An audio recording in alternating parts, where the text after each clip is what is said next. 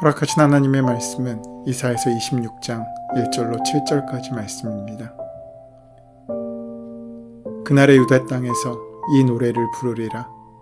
우리에게 견고한 성읍이 있으며 여호와께서 구원을 성벽과 외벽으로 삼으시리로다. 너희는 문들을 열고 신의를 지키는 의로운 나라가 들어오게 할지어다. 주께서 심지가 견고한 자를 평강하도록 지키시리니 이는 그가 주를 신뢰함이니이다. 너희는 여호와를 영원히 신뢰하라. 주 여호와는 영원한 반석이심이로다. 높은 데에 거주하는 자를 낮추시며 솟은 성을 헐어 땅에 엎으시되 진토에 미치게 하셨도다.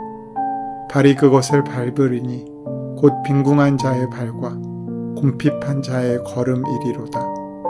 의인의 길은 정직함이여 정직하신 주께서 의인의 첩경을 평탄하게 하시도다.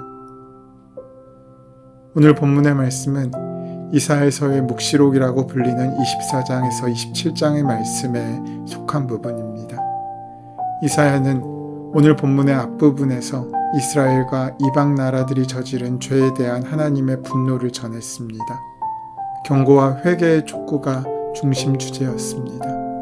그리고 이어지는 24장에서부터 27장까지의 말씀에서 여호와께서 다스리실 세계에 대한 비전을 전합니다.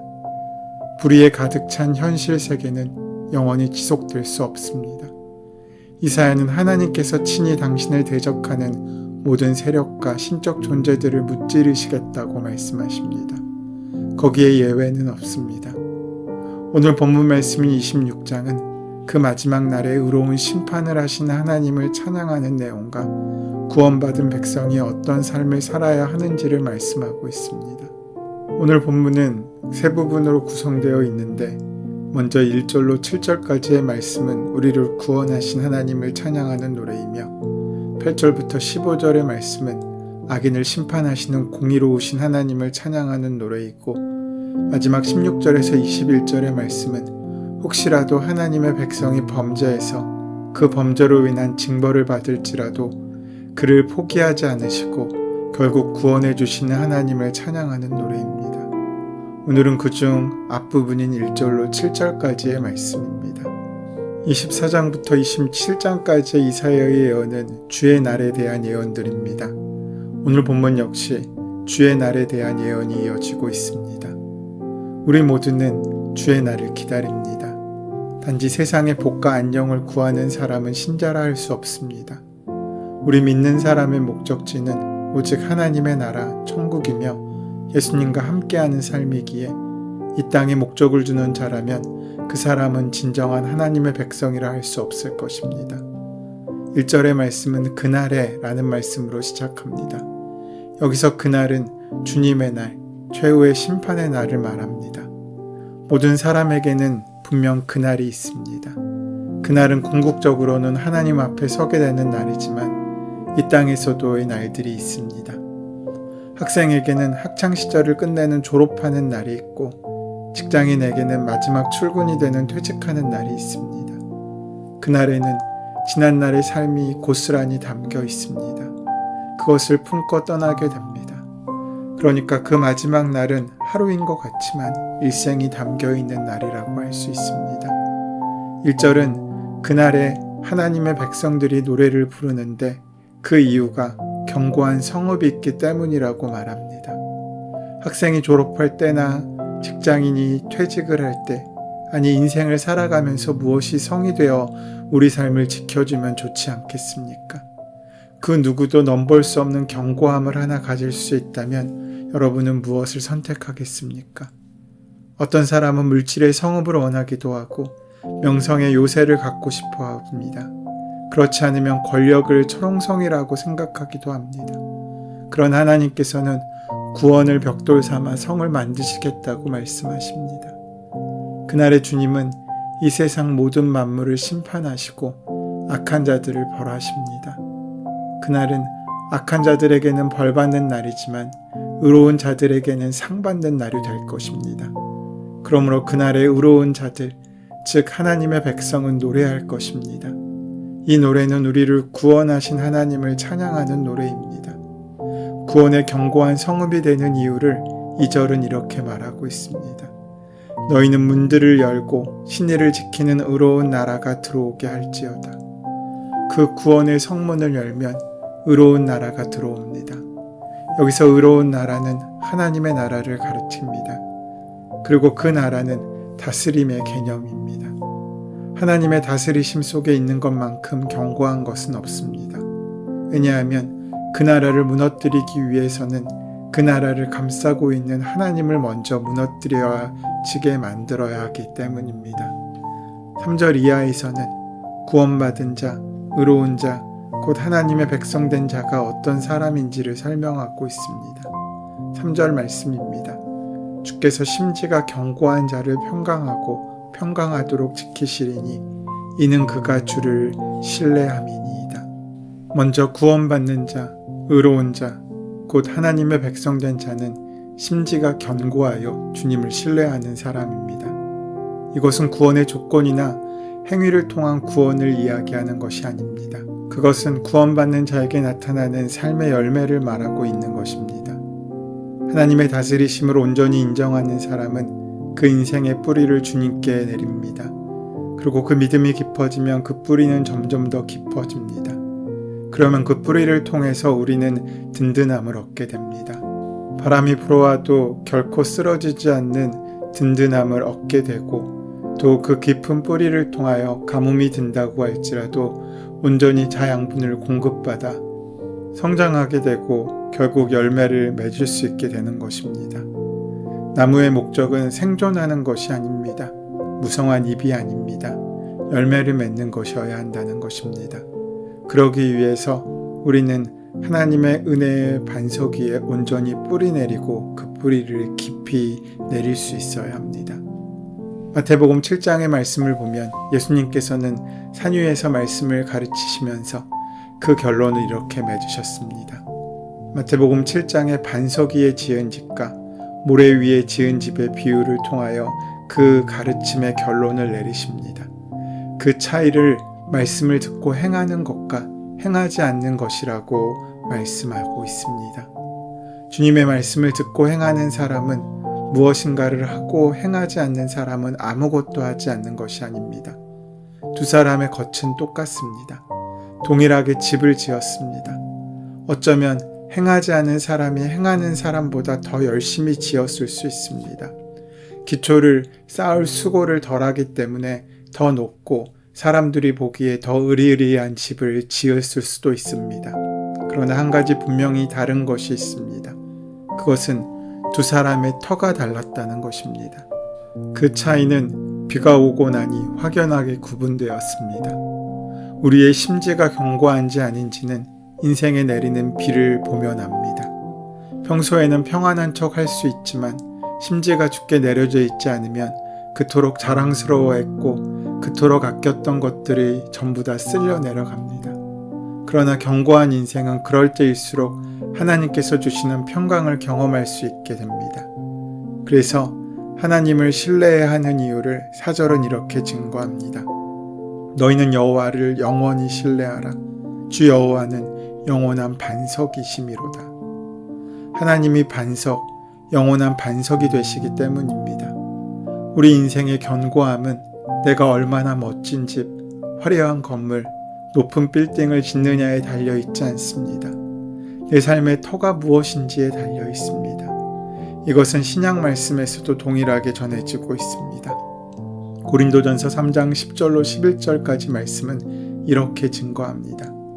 내게 주신 하나님의 은혜를 따라 내가 지혜로운 건축자와 같이 터를 닦아두매 다른 이가 그 위에 세우나 그러나 각각 어떻게 그 위에 세울까를 조심할지니라. 이 닦아둔 것 외에 능히 다른 터를 닦아둘 자가 없으니 이 터는 곧 예수 그리스도라. 하나님은 우리가 지어야 할 집의 재료를 말씀하지 않으셨습니다. 그 넓이나 높이도 말씀하지 않으셨습니다. 그저 터를 말씀하고 있으십니다. 집의 재료나 높낮이는 각자 받은 달란트가 다르기 때문에 하나님께서 심판하실 때 서로 다르게 적용하실 것입니다. 그러나 터가 무엇인지는 모든 사람에게 동일합니다.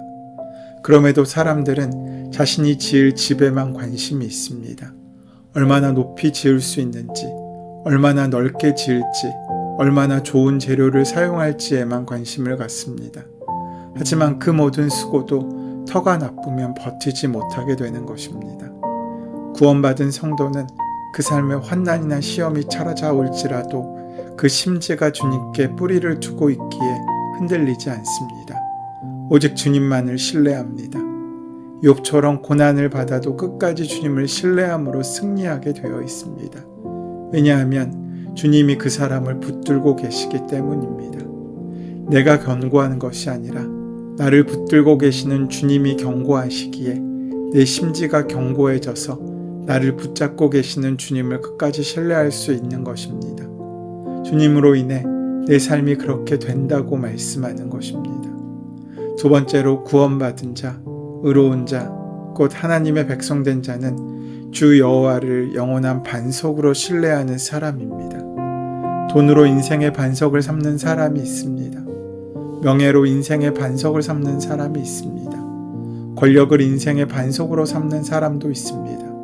돈이나 명예나 권력을 반석으로 삼는 인생은 모래 위에 성을 쌓은 것처럼 반드시 무너지게 되어 있습니다. 그러나 주님을 내 인생의 반석으로 삼은 자는 결코 흔들리지 않으며 절대로 무너지지 않습니다. 오늘 본문 5절 6절 말씀입니다. 높은 데에 거주하는 자를 낮추시며 솟은 성을 헐어 땅에 엎으시되 진토에 미치게 하셨도다. 발이 그것을 밟으리니 곧 빈궁한 자의 발과 곰핍한 자의 발걸음이로다. 세 번째로 구원받은 자, 의로운 자, 곧 하나님의 백성된 자는 빈궁한 자, 곰핍한 사람입니다. 여기서 빈궁한 자, 곰핍한 자는 물질적으로 가난을 포함하여 주님을 갈망하는 가난을 의미합니다. 주님은 심령이 가난한 자는 복이 있나니 천국이 저희 것이라고 말씀하셨습니다. 하나님 말고도 의지할 것이 많은 사람은 빈궁한 자, 곰핍한 사람이 아닙니다. 그는 어떤 형편에 처하든지 광야 같은 인생에 하나님을 의지하고 하나님만 붙잡는 사람입니다. 아무것도 볼 것 없고 아무것도 붙잡을 것 없는 광야 같은 인생은 오직 하나님만 바라보고 하나님만 의지하며 살 수 있게 만들어줍니다. 곧 곰핍하고 빈궁한 사람은 세상을 의지하는 자가 아니라 오직 하나님만을 의지하는 사람입니다. 그리고 네 번째로 구원받은 사람, 의로운 자, 하나님의 백성된 사람은 정직한 사람입니다. 7절 말씀입니다. 의인의 길은 정직함이요 정직하신 주께서 의인의 첩경을 평탄하게 하시도다. 정직한 자는 주님께서 그의 길을 평탄하게 하십니다. 지금은 정직하다는 이유 때문에 환난과 시험을 당할 수 있지만 궁극적으로 그의 길은 평탄하게 될 것입니다. 하나님께서 약속하셨기 때문입니다. 3절부터 7절까지의 말씀을 통해 이처럼 구원받은 사람, 의로운 사람, 곧 하나님의 백성된 자에게 나타나는 삶의 열매를 우리에게 말씀해 주셨습니다. 이와 같은 삶의 열매는 구원의 조건이 아니라 구원의 결과로 우리에게 주어지는 것입니다. 만일 구원의 조건으로 이와 같은 열매를 우리에게 요구하셨다면 우리는 결코 구원받지 못했을 것입니다. 그러나 주님께서 우리를 의롭게 하셨고 우리로 하여금 이렇게 살 수 있도록 붙잡아 주셨기에 구원받은 사람은 이와 같은 삶의 열매를 맺을 수 있는 것입니다. 주님은 당신에게 마음을 주님 안에 자신의 집을 짓고자 작정한 사람들에게 평화와 평화를 더해 주시고 의로운 사람의 길을 곧게 트이게 하시지만 교만한 자들은 비천하게 만드시고 교만한 자들이 사는 견고한 성은 허무시는 분이십니다. 그 하나님이 지금 우리와 함께 하심이 우리의 소망의 근거입니다. 사랑하는 여러분, 여러분은 지금 어디에 희망을 걸고 살고 있습니까? 돈입니까? 힘 있는 사람입니까? 만약 그렇다면 그것은 어리석은 선택입니다. 우리의 희망은 세상의 질서를 세우시고 우리를 온전히 다스리실 하나님 뿐이십니다. 위험한 시대일수록 주님의 마음을 간절히 찾는 사람들이 필요합니다. 또한 절망의 어둠이 몰려올 때라도 주님이 세상을 다스린다는 사실을 기억하는 사람을 찾으십니다. 그 믿음으로 살아가는 저와 여러분 되시기를 소원합니다. 은혜의 주님, 우리를 구원받는 백성으로 선택해 주시니 감사합니다. 어두운 세상, 맛을 잃어버린 세상을 살아가는 우리로 하여금 빛의 자녀로 또 소금의 삶을 그 사명을 감당하는 주님의 도구가 되게 하여 주시옵소서. 예수님의 이름으로 기도드립니다. 아멘. 이제 오늘 이 아침 우리에게 허락하신 오늘 본문의 말씀이 지금 나에게 말씀하고자 원하시는 하나님의 말씀으로 만나기 위하여 본문의 말씀을 깊이 묵상하시고 함께 기도하는 시간 가지도록 하겠습니다. 함께 기도합니다.